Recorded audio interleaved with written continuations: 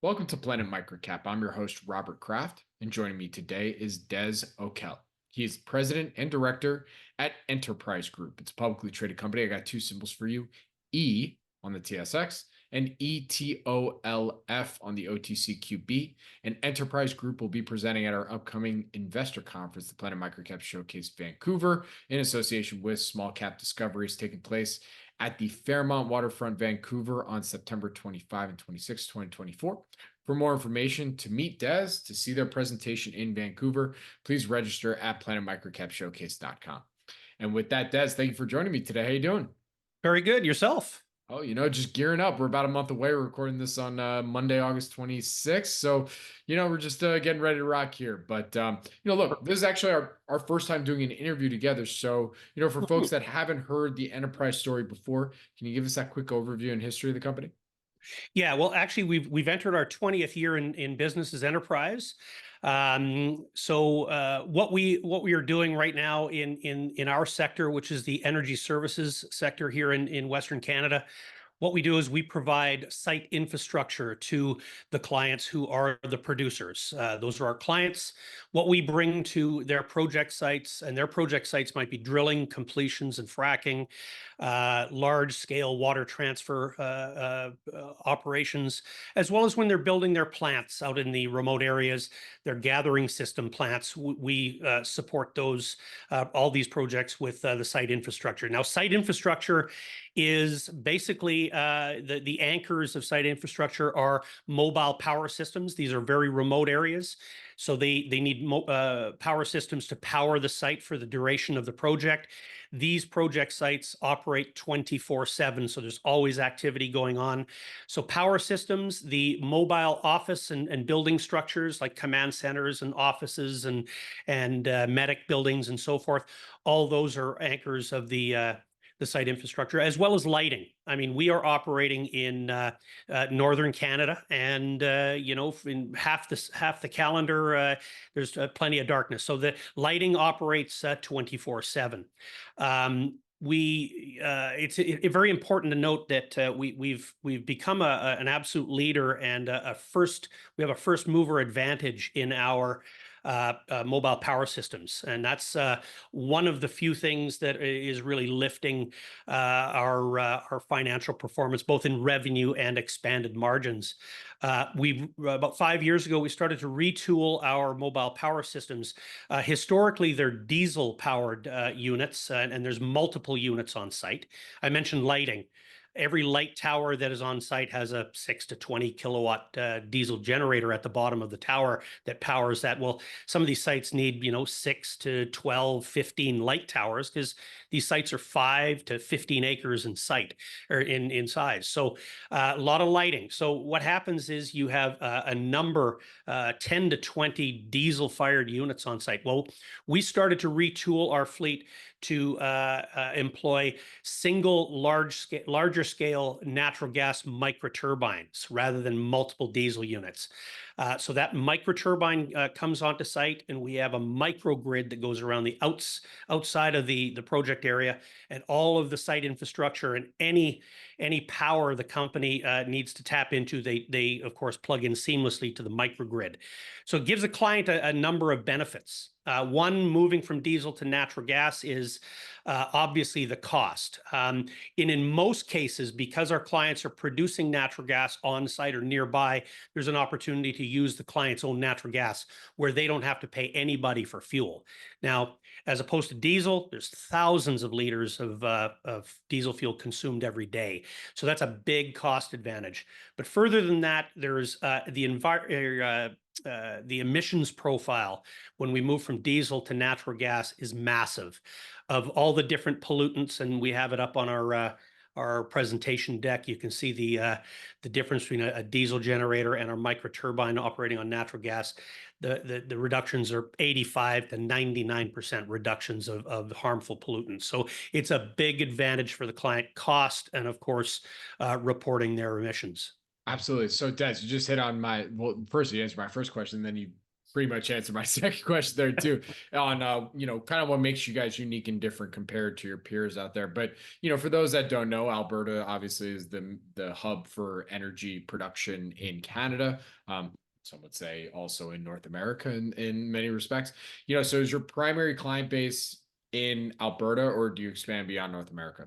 Well, we have multiple locations here in the Western Canadian Basin. So Okay. we have locations all the way up in northeastern BC that stretch down into central Alberta. This is what we call the sort of foothills fairway, and inside of that are Canada's most notable deposits, such as the Montney, the Duvernay, Cardium, and the Viking. These are well-known deposits. The Montney is a world-class natural gas deposit. It's gas and liquids rich. So the majority of our clients are producers of natural gas and gas liquids. Our heating business, we have a very IP and patent-rich flameless heating business. We do have a location up in the oil sands in Fort McMurray. So we do quite a bit of heating up in the oil sands area. But generally speaking, we're right in, our locations are in that natural gas and gas liquids producing regions. Very good. And then real quick, what's your background? What were you doing prior to becoming president and being a director at Enterprise Group? Well, if anybody's lucky enough to come out to the event that you're holding on the 25th and 26th of September, you'll be able to meet Chairman and CEO Len Jaroszuk, who will be with me. We founded the company back in 2004, went public in 2005. So like I said, we're entering into our 20th year. Len and I have been working together for a number of years, a decade and a half prior to that. So we've always been in the publicly traded marketplace, capital markets. We've either been on the financing side of managements and so forth, but we've also done some real estate in our past. So we've done a lot of things together. But when we've put Enterprise together, we thought that instead of financing many of these other management teams, we should do it ourselves. So it started, as I said, in 2000. We went public in 2005. Quickly graduated to the TSX in 2007, and of course, all that history is on SEDAR Plus. And we've gone through some interesting times. We've had some ups and some downs in the energy sector, as we all know. But the 7-year downturn that we experienced, or our industry experienced in sort of late 2014 to just only 3 years ago, it kind of decimated the energy services competitive landscape. We lost half of our energy services companies during that time. So we're in a very unique position here in this leadership role that we are with this equipment offerings that we have that nobody else is capitalizing on.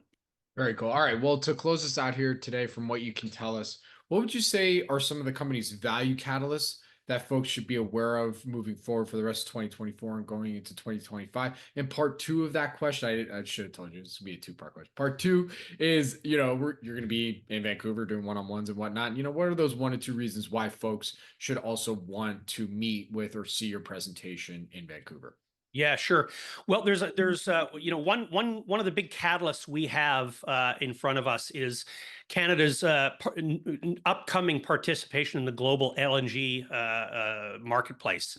With our LNG Canada, which is headlined by Shell Canada, with 3 Asian partners, Petronas, Korean Gas, and Mitsubishi.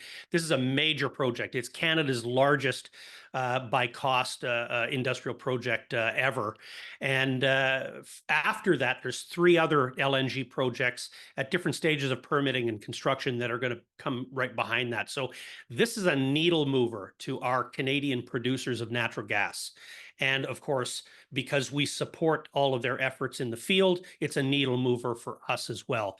So that's definitely a catalyst to look forward to that'll provide years and years of really quality activity. Further than that, You know, there's with our mobile power systems, we're also starting to look at adjacent industries, such as the mining industry. We've been speaking to some mining leaders about bringing these the ability to transition from diesel to natural gas on their mine sites at construction phase as well as operational. So there's other adjacent industries that we will be attacking that are, hand to glove fitting for these type of mobile power systems using natural gas.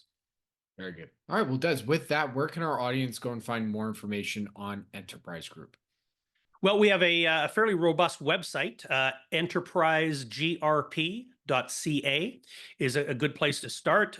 We've got some new research coverage that has recently come out. Acumen initiated us here recently. We have a U.S. research house, Trickle Research. Came out with an initiation and also did an update with our Q2 financials. That came out about 2 weeks ago. So all that can be found on the website, as well as we've got videos. There's other interviews that we've done in the past that you can find there as well. So, and you can see a lot of the activities we do and the equipment that we have in our fleet on that website. Very good. Well, Des, thank you so much for joining me today. Really do appreciate it. Good luck. Stay safe and see you in Vancouver. Cheers. Looking forward to it. Thank you.